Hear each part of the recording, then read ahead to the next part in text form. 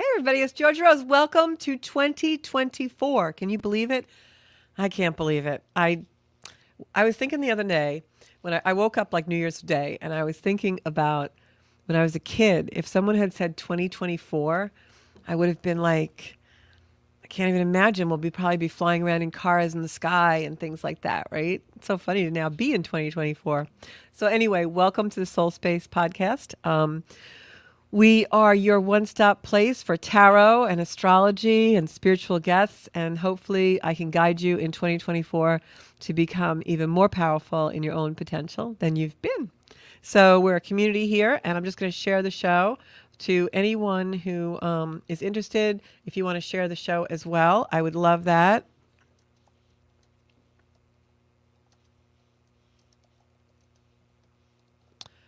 Because the more people that we get in our Zencuda community, the more people are going to be living up to their potential, finding their soul space, having a much easier time in life.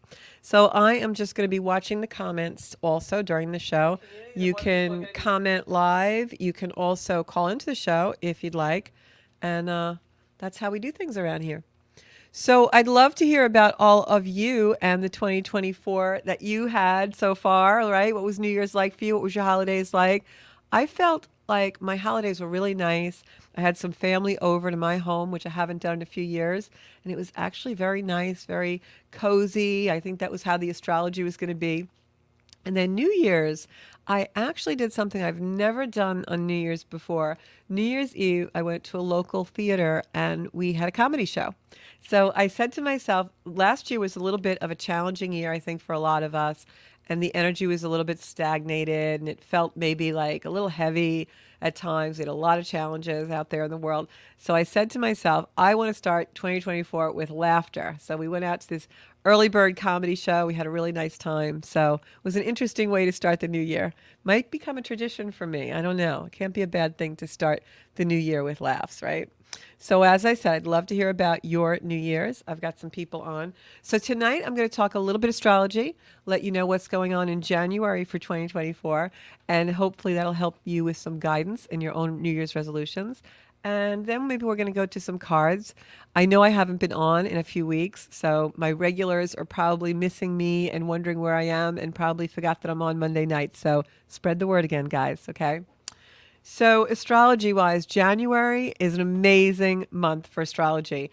2024 in general is going to be an amazing year. I have to say that many times over the last few years, as I start the new year and the new soul space, is always some, kind of trepidation because there's some things coming in that can be very challenging for us. We went through the COVID years and we went through all the interactions with political things and all that stuff.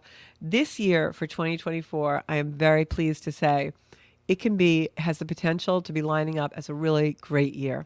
That's not to say we're not going to see some things crumble and a lot of changes, but it has the potential to be such an amazing year for all of us if we just listen a little bit to the guidance that I'm going to give you tonight. So one of the first biggest things that's happening in January is finally, after many, many, many, many months, all of the planets will be direct after about the third week of January. So we go into February with all moving forward energy, which I can almost hear you guys just all breathe a collective sigh of relief.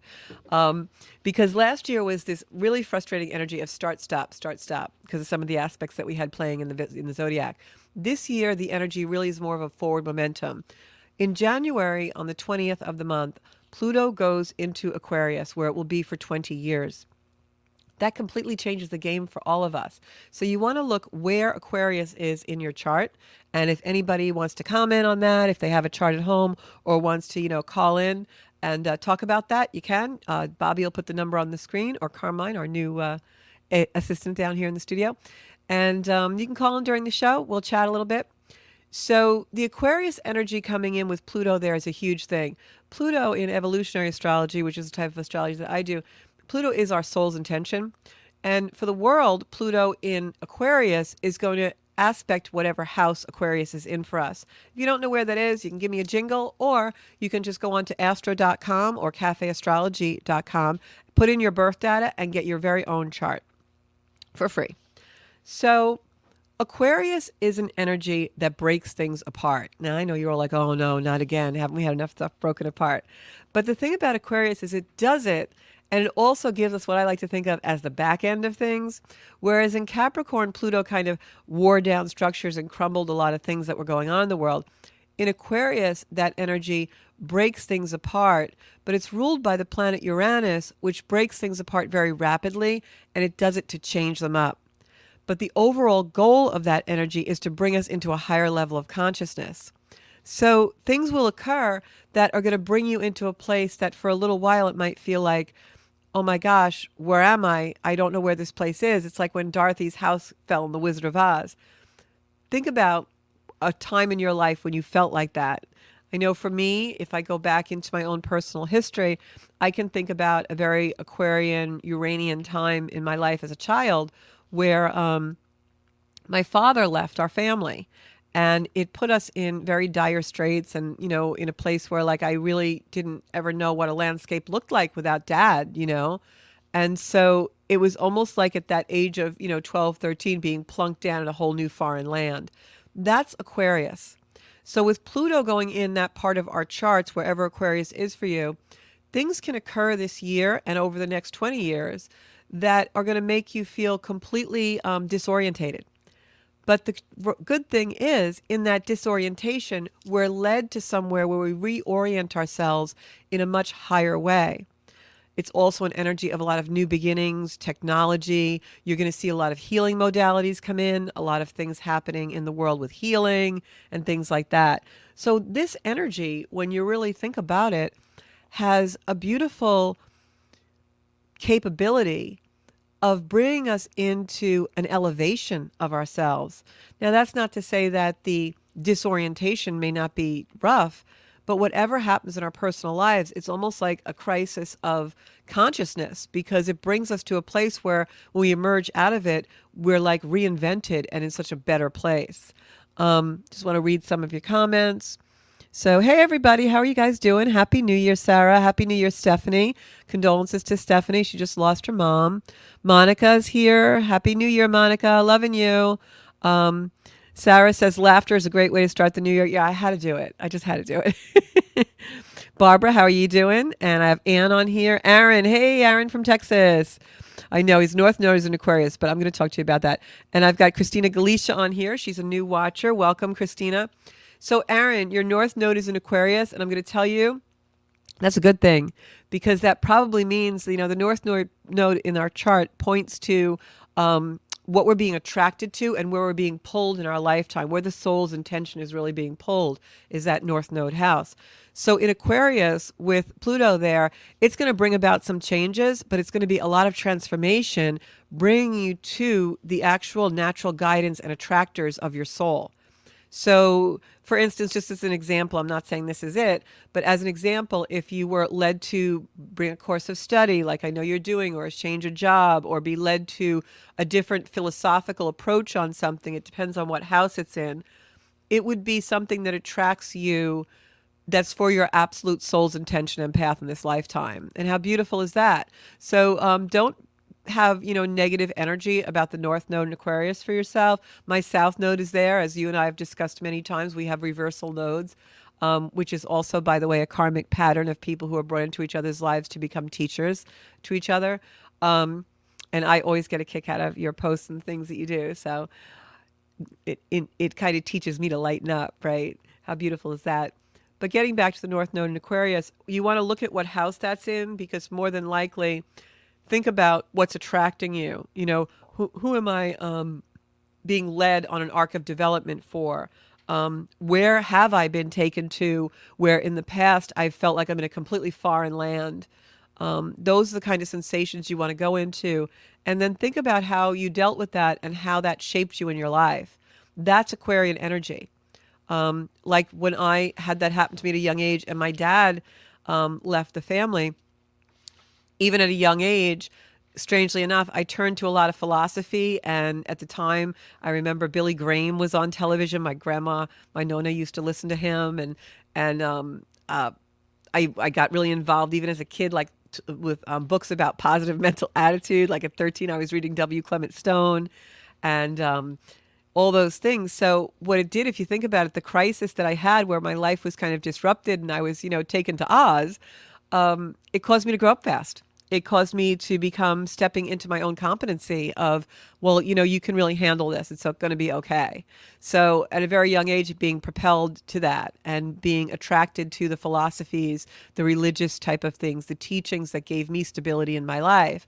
If I didn't have that crisis of my dad leaving the family and being put into a world I didn't know how to navigate or was disorientated with, I wouldn't have reorientated to the basis of faith that is what I do today, whether I believe in evolutionary astrology or tarot or, the connection with the other side.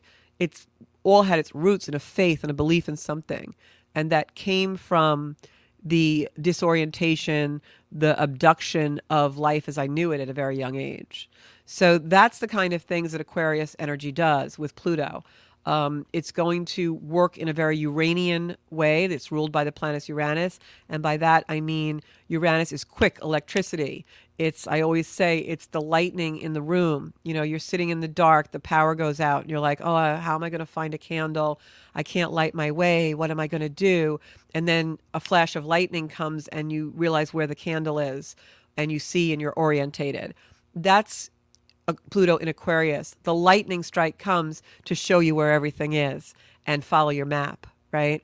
So that's the energy that's coming in for the next 20 years. Because now this planet is shifting into this whole new sign for us, this whole new energetic imprint for us, whole new lens in which we're going to see the world through. We're all going to have deeply transformative things that will occur. Now, I'm not saying they're going to occur in a flash in a day, but over the next several years, life is definitely going to take on new meaning and different aspects for us.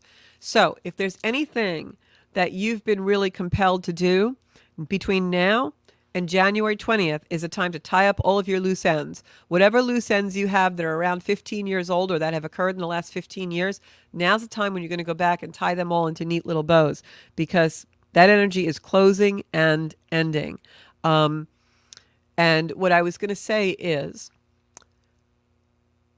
that energy that is closing and ending, those patterns and those things, those Capricornian structures, when they end for good, because this is a very final type of energy when it shifts. So that's why we're seeing a lot of people leave this world, transition to another, people passing on, animals passing on. It's the end of a lot of life cycles for us. So I just want to check the comments. I'm going to answer a few questions. North Node is in the first house in Virgo. That would mean that you're really here to be of service to the world. I would have to read the whole chart, but just in glancing at that would be what that means. Hey, Kirsten, how are you doing? Elizabeth is Taurus also. So Pauline's asking if her MC in Taurus is... I thought I saw, maybe I was seeing things. Yeah, wait, did you ask me if that was good for real estate? Yeah, MC Taurus, good for real estate. So the MC in Taurus, and the MC in our chart is our occupation, what we're led to do for a vocation or an occupation. Taurus, you would be led to do with anything for the earth. Normally, if I'm just glancing at a chart, and again, I'd have to see the whole chart, but normally if I'm glancing at a chart and I see someone with their MC in Taurus, that for me means somebody who, it would almost be like a gardener or someone who really loves to garden, is into earth or plants or works in a nursery or as a florist or something like that. It's going to be a very earthy energy. It's going to be someone who works around food or something with the senses, right? Because Taurus is very sensuous energy. So especially you said was in the first house, I think you said. Just going to look because there's so many comments on here now. Oh no, the first house is Virgo. So Taurus MC is definitely going to lead you to professions that are very sensuous. And by sensuous, I don't mean sexual. I mean the senses, the five senses. It's going to be something artistic. It's ruled by Venus. So think of things that we love, artistic things like that. MCs more suitable for real estate would be Libra, Capricorn, those kind of things. I miss you too, Kirsten. We have to get together. I should have a lunch at my house for all the ladies that I used to know. I didn't mean that the way it sounded. It's like all the ladies that I used to know, Linda Amori and Kathy, and she was just on the show recently, and Kirsten, and all of us, we used to always like have this like kind of, we used to call it the witches coven, but it was like we all used to get together and we do a lot of spiritual stuff. And then since COVID, none of us have gotten back to that. So, yeah, see, you've had a lot of people pass away in your patients. That's true. It's really an end of a huge life cycle. And Pluto is death and transformation. So when it changes signs, which it does like every 20 to 24 years, 15 to 24 years, it's a lot of endings and beginnings. So if you found the last quarter of 2023 where a lot of energy was getting like sewn up, done, that's why. All right. Hey, Christopher Colucci, how are you doing? So I've got Elizabeth Snyder here, my buddy from Florida, who is one of my ladies that we used to do all kinds of spiritual stuff with.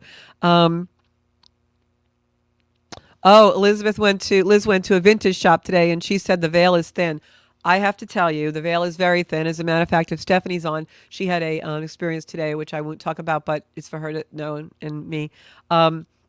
The veil is very thin. The messages that we're getting from the other side, for all of us who are in tune to that, which technically we all are, but for those of us who are normally getting those, are very, very heightened right now. And I think that will continue as the years progress. I'm going to go to some cards in a few minutes for you guys. We're seeing the veil become so much thinner. And a lot of that has to do, as I wrote down in my notes, and I didn't even get to any of this, but we probably won't get to it tonight. There's a lot of, because Pluto's in Aquarius and that Uranian energy is in play, we've got Jupiter in Taurus with Uranus. There's a lot of seismic activity in the world, solar flares and earthquakes, and a lot of shaking up. A lot of our gurus and people who meditate, and even myself in meditations, and my good friend who journeys all the time, we're seeing like actual visuals of the world shaking. And that's because of a lot of the energy that's surrounding the planet right now. This is going to be a very fast, dynamic year. And because of that, solar flares and seismic activity, it also affects human behavior. And our spidey senses are going to be extremely heightened by these type of things. It's also a year where we have a tremendous amount of light in play. The solar flares coming in, different light factors coming into the planet. And I'm trying to say this in a very simplified way. You can always look these things up or talk to me in an appointment if you want to go really deep into these things. But when we have an energy like this, number one, the veil becomes very thin between worlds, and we all can get very good cognitive and intuitive messages. Number two, that's why you've got to protect your space and your soul space. And when I say protect, I don't mean ward off evil or to be focused or conscious on evil. What I mean by that is you've got to have a place that you go, your soul space, right? We're in the soul space now. You've got to have a place that you go where you're anchored into your own agency and your own stability.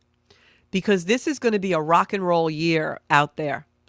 And on the one sense, yes, the veil's thin and we can get messages and find all kinds of things. But on the other hand, it also creates a lot of chaotic behavior with humans in the world who don't understand energy. So that's why out of any time I've ever said this, and I say this often, this is the year you want to start developing spiritual practices where you are anchored into a very stable energy. Your Zen is really unflappable. That's what Zencuda is all about, is protecting that beautiful Zen and stepping into your own power and your own agency. This year that will be tested, okay? So we have to really make sure that we're not being so distracted by social media. We're not being so pulled in and entangled by the things that are going on in the world. More important than ever for you to have your own sanctuary, your own soul space, your own agency that you keep going back to for your own stability. That's the only way you're going to be able to navigate these energies, which will really want to pull you in a lot of different directions. We've got a lot of like energy. It's almost like I'm thinking of like almost like you remember in the amusement parks, that old fashioned ride that was the shaker, and they used to just shake you. That's how the energy in the earth is right now. And it will continue to be that way. So don't be affected by that turbulence. Find that soul space, find the meditations. And a lot of the work that I do this year is going to be able to guide you to that. All right. I'm going to be doing some videos about how to really stay anchored into your own agency and how to really build up your own confidence and competency. Okay. Just want to talk one more thing about the astrology, and then we'll go to cards. And that is there's a new moon in Capricorn, January 11th, which, of course, is this Thursday. That new moon in Capricorn is really setting off the energy this year of dynamic type of focus. All right.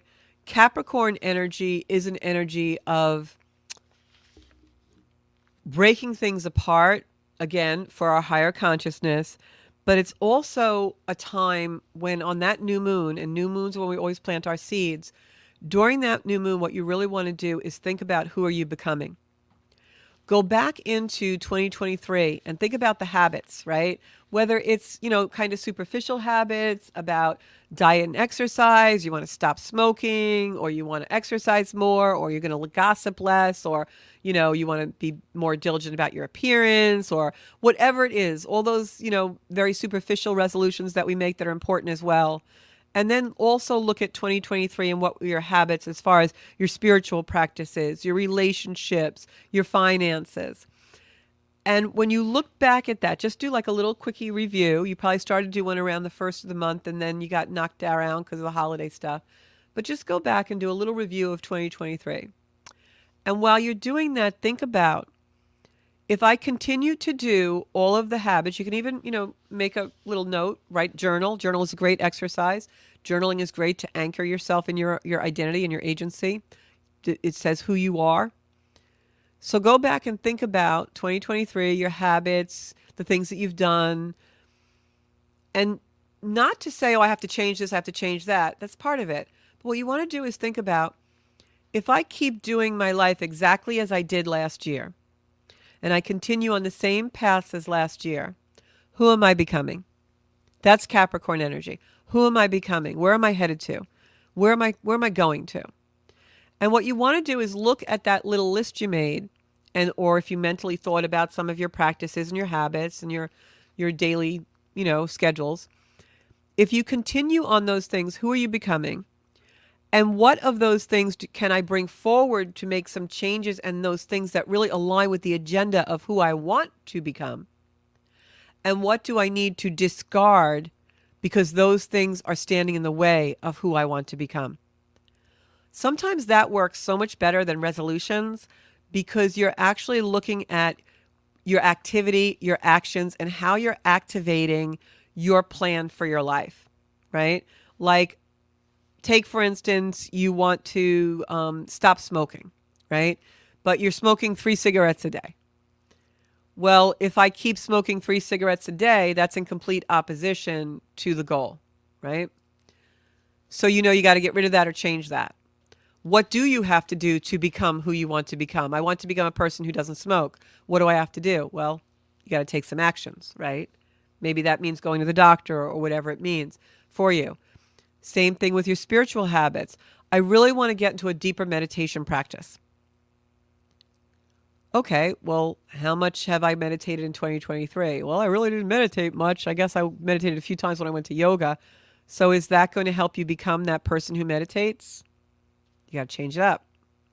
So you see where I'm going with this? That's Capricorn energy, going down a trajectory of your life. Think about the trajectory you're on, not something as simple as, wow, I really need to change that. I really want to stop smoking. I've just got to stop smoking. No, embody it and anchor it in the activity. If I keep doing it, it's not going to get me what I want. What I want lies on the other side of this. So it's really interesting when you switch your perception, how that's going to work. I'm just going to read comments, then we're going to do cards. So, yep, the coven. The coven. Remember, Kristen? Kristen was part of the coven. It is nice to see you, Chris. And I think I still owe you a reading, so we can even do it by Zoom if you want. Veil is very thin, Elaine says. And Elaine knows she's one of my readers. I go to her. I got to go to you, Elaine. Aaron says, hey, that's me superficial. It is not. And we're going to do a card for Liz. And there was somebody who was asking me about their chart. Capricorn does signify discipline, but not in the way most people classically think, Carrie. It does mean that. But Capricorn, that's the classic definition, if you're doing classic astrology, in a deeper way, what Capricorn does is it brings discipline into our life to create structure. And the more meaningful reason it does that isn't just for a daily routine. It brings discipline into our life to create structure so that we have the structures we need and the foundations we need to find more meaning in life. And that's why I brought up the meditation kind of thing. In a new moon like Capricorn, most people think of it as, structure, laying your business plan. And it certainly is that a type of energy. But it's the deeper underlying meaning is to create the structures we need in our life to evolve.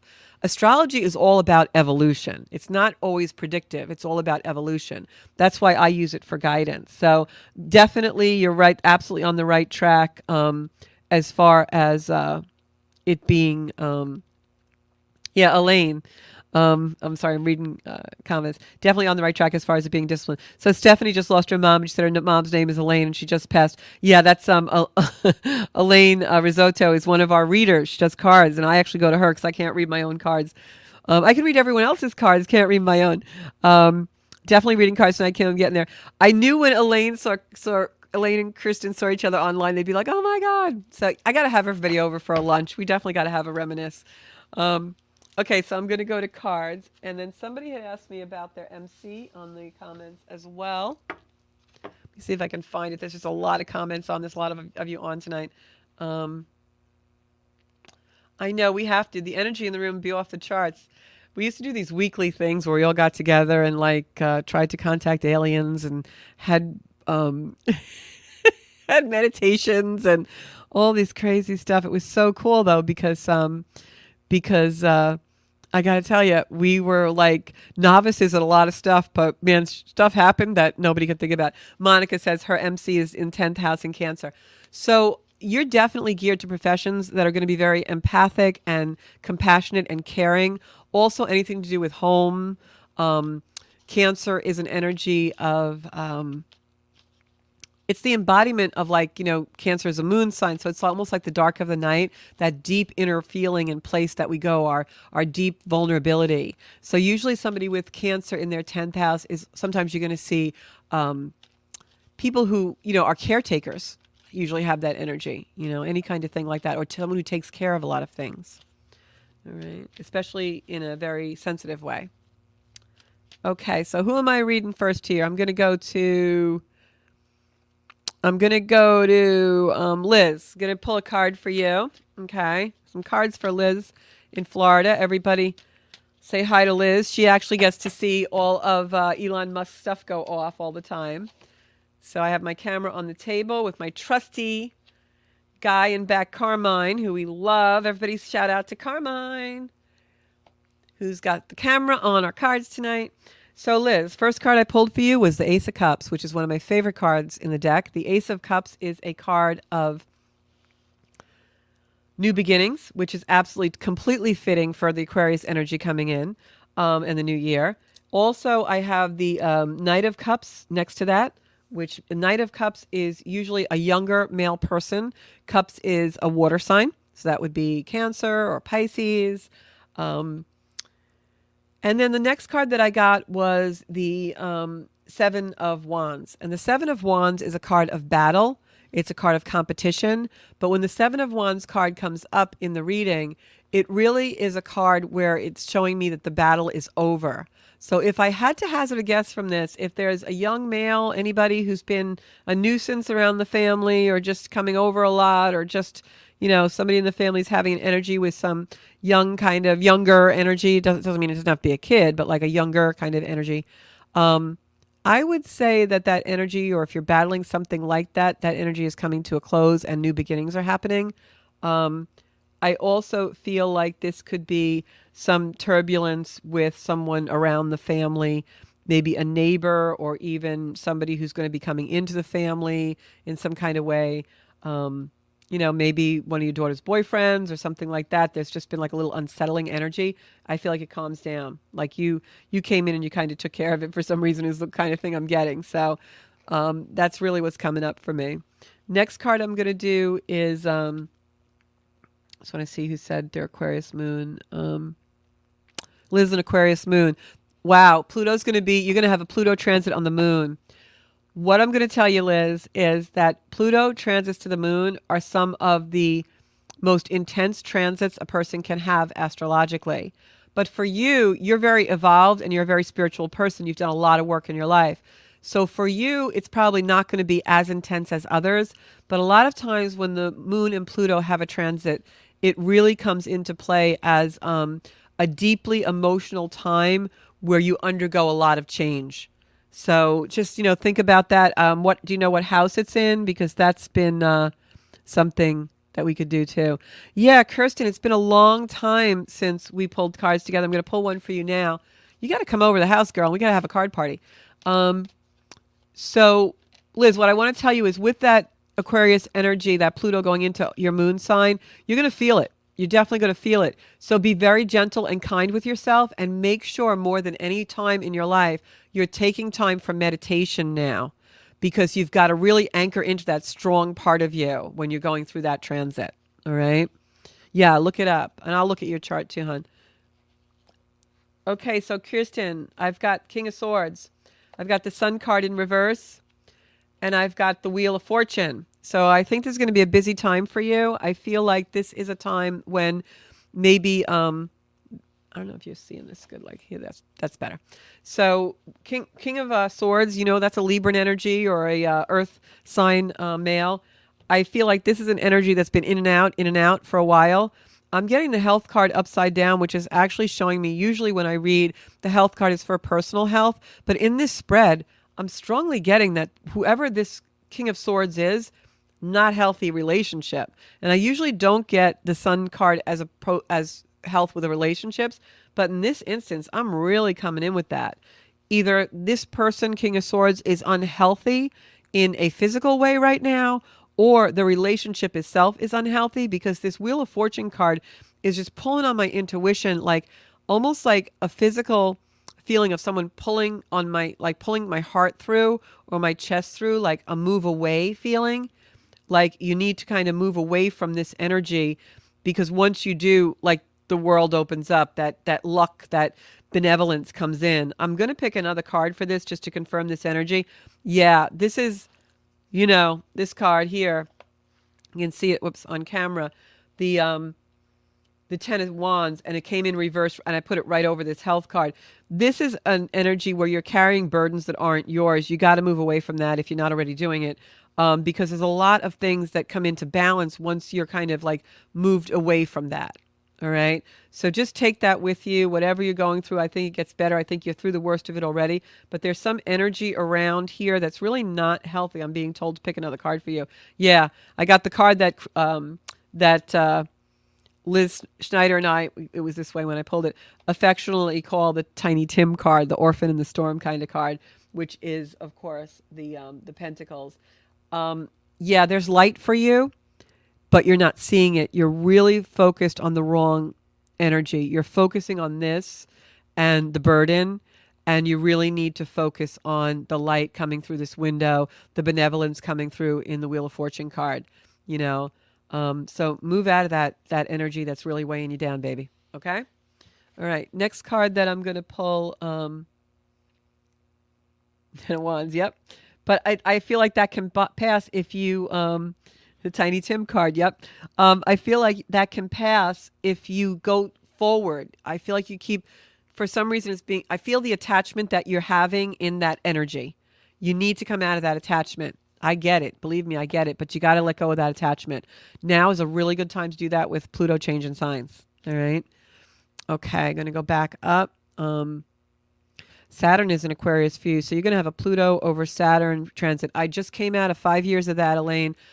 It can be a little heavy. It can be a little difficult when you have Saturn in Pluto transiting. But for you, I think it's probably going to...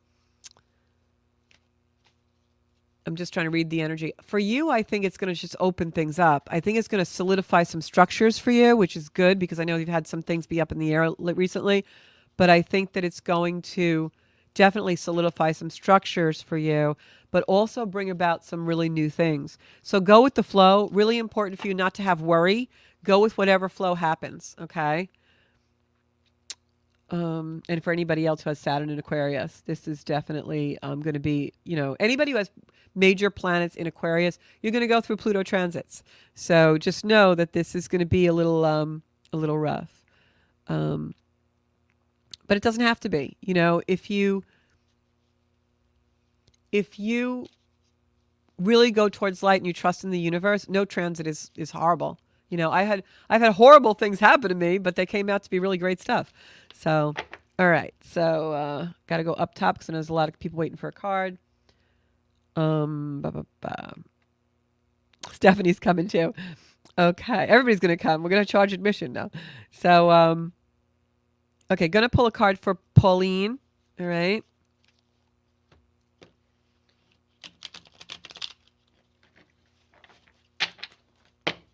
Telling me to pick 3 cards for you, Pauline.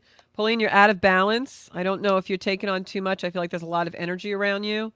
And, okay, so Pauline, I have the 2 of Pentacles, which is out of balance, okay? That's the energy of this card coming in. It's like an energy of you want to be in balance, but you're missing the mark. You've got to slow down a little bit. I feel like you're going a million miles an hour. Your brain's going off in different directions. Then I have the Page of Cups, which is a communication card for me. Again, the cup overflowing. Good things can come in. It can be very bountiful, but I feel like you're just a lot of activity. You're really in the headspace. And then I've got the Queen of Pentacles. This card comes up for you often, if I'm not mistaken. Again, I've got pentacles on each side, and the Page of Cups telling us that your wishes can come true. But the energy I'm getting around you is that you're like, maybe I should do this. Maybe I should do that. Maybe I should go here. Maybe I should go there. Got to rest that. Got to calm that down, because there's a lot of really great things that want to come in this year for you. But I feel like you're kind of blocking it. So take a little break, maybe just for a day, 24 hours, 72 hours, 48 hours, do nothing, and then go back to the task at hand. Because there's a lot of new energy that wants to come in for you, and also a lot of people that want to come in for you, which will be very benevolent for you and help you on a good path. But your head's too much stuff going on in that head of yours. All right. Next card I'm going to pick up is, just want to see this. Christina says Cancer. Christina Vance. So you're a Cancer sun. So, you're going to, in this energy, it's another water sign. I'd have to really look at your chart, Christina, but, with the new moon coming in Capricorn, that's opposing your sun. You may feel a little bit of a lack of vitality in this new moon coming in this week, but it shouldn't last too long, okay? For you in this new moon, themes of stability, security is going to come in. I want to go here, but I'm afraid to do it. That push-pull of wanting to move forward, but being pulled back by fear or security, that's going to come in a lot for you on this new moon as a Cancer, all right? I'm going to pick a card for somebody who just asked me for a card.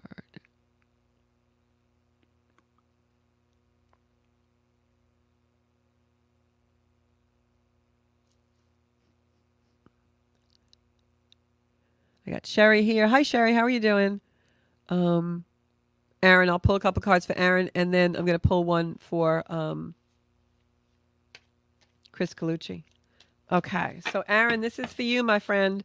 Aaron, you had me laughing so hard, some of the stuff that you sent me. It was so funny.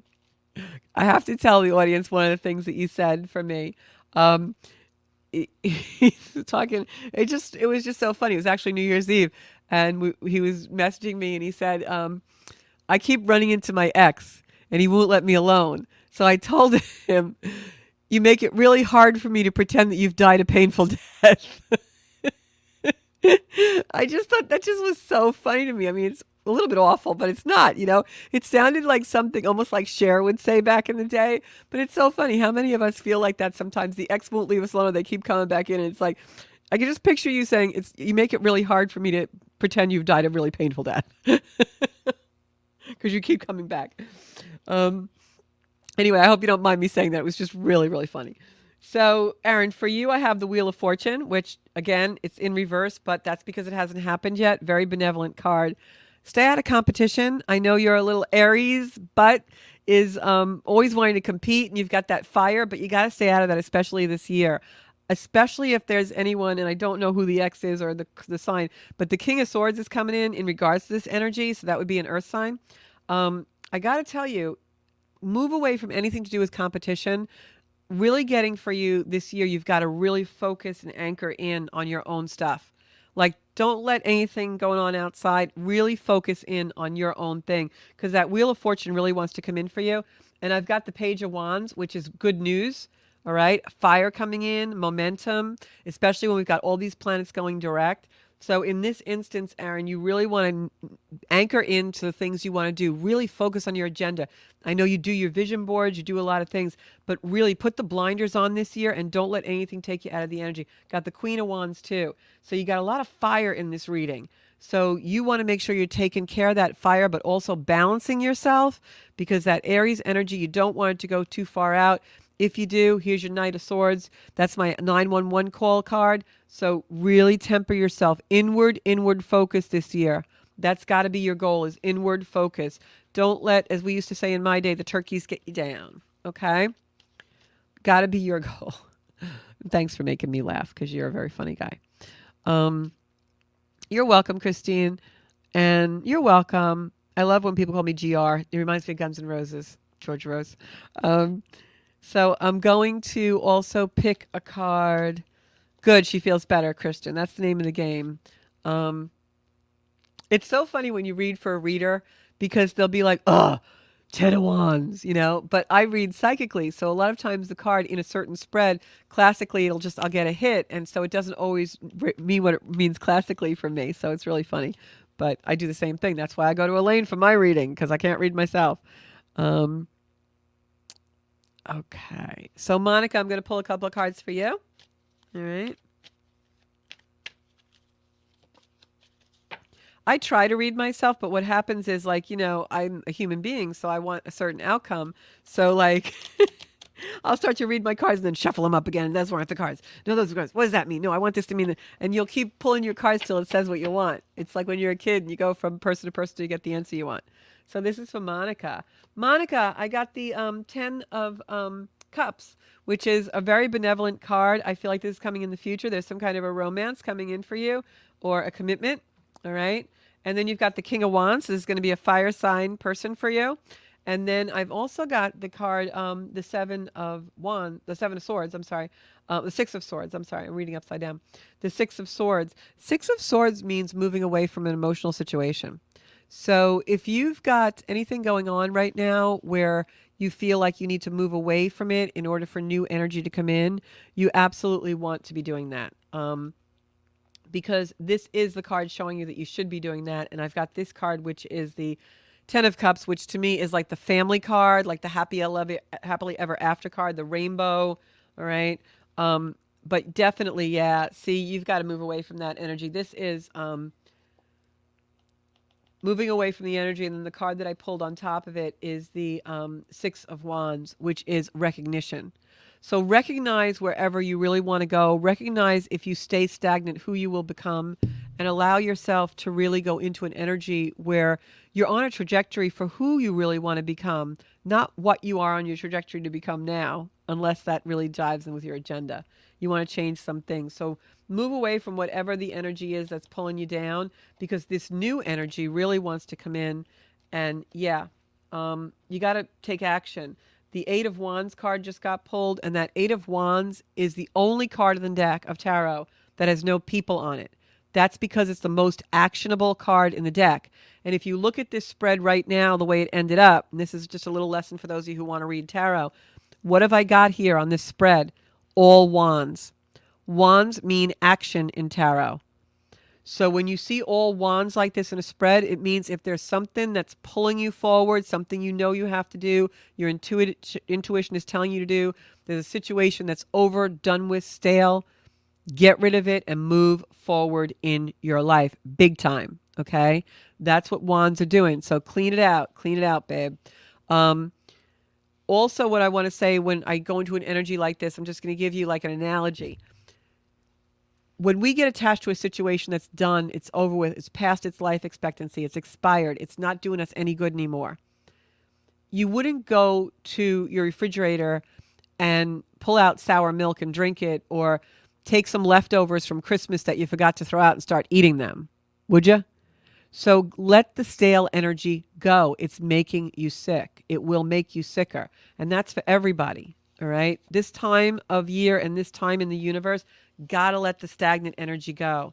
One of the things that I do regularly is I open all the windows in the house, even though it's cold, because you got to get the energy moving. You got to get the air moving. You've got to get light in the house. Also, if you've got trees on your property blocking light from your house, get rid of them. It's really time to refresh, renew, do what has to be done. That's really, really new energy. All right. Good, Monica. And we're all rooting for you. Clean out a lot. Your intuition's telling you the right thing to do. Even Elaine says she can't read herself. It's so true. Yeah, Liz says she can't read herself. No, readers can't read themselves, so we have to go to other readers. Sometimes I think readers just keep readers in business.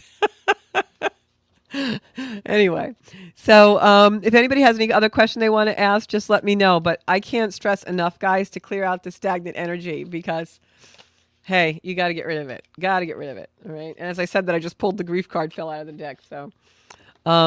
So again, the new moon that's coming in Capricorn, what you want to do is definitely, new moons are great for clearing out. New moons are fresh. They're seeds.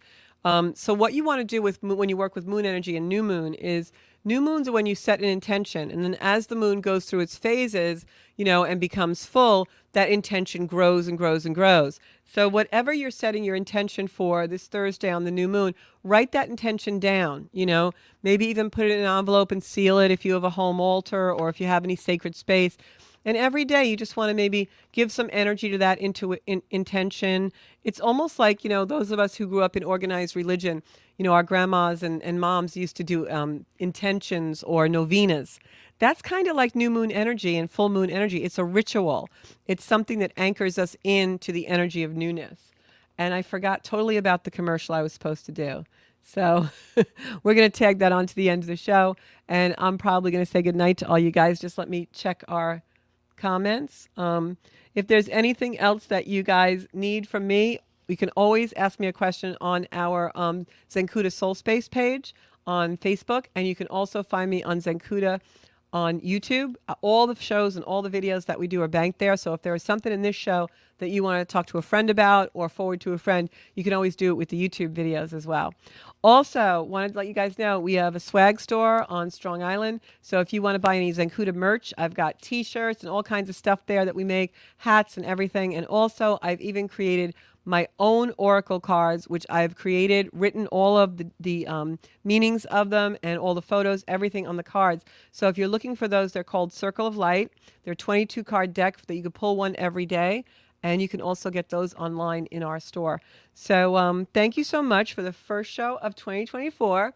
I am sending all of you out beautiful, beautiful vibes. There's going to be a lot of things happening this year. We're going to do some live events here down in the studio as well. So we'll let you know how you can get tickets for those reading nights.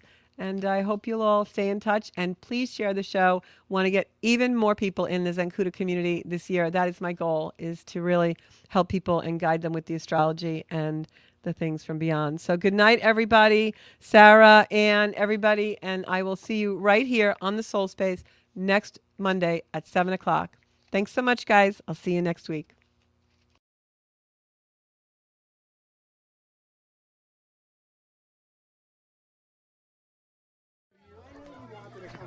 All right. Is everybody having a good time tonight or what? That's what I thought.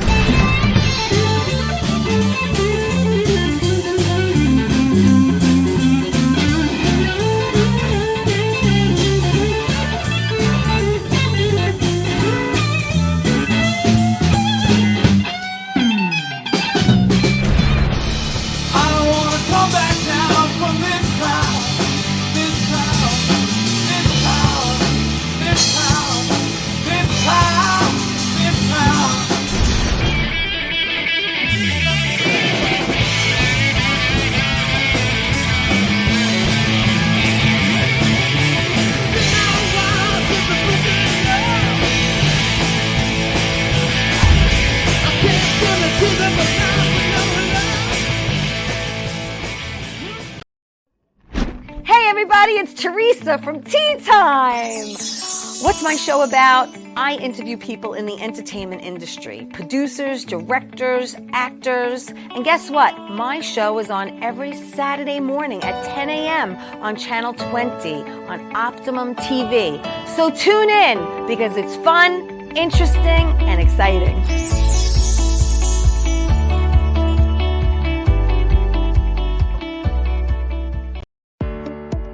Hi, I'm Georgia Rose, founder of Zencuda. You can watch me on the Soul Space podcast every Friday at noon on Channel 20 for spiritual guidance. And as you all know, that is how I first opened into my own psychic gifts, was through the angelic realm, astrology. So we've got Mars and the Sun together in Scorpio, which creates a lot of combustion. In the astrological world, we call that a kazemi, and tarot. When the Four of Cups right side up, it means we have a lot of choices to make and we're not looking at what's really being divinely given to us. We're too busy in the busyness of the choices to really see the divine intervention, the divine timing, and the divine guidance. We're the place. Watch the Soul Space podcast.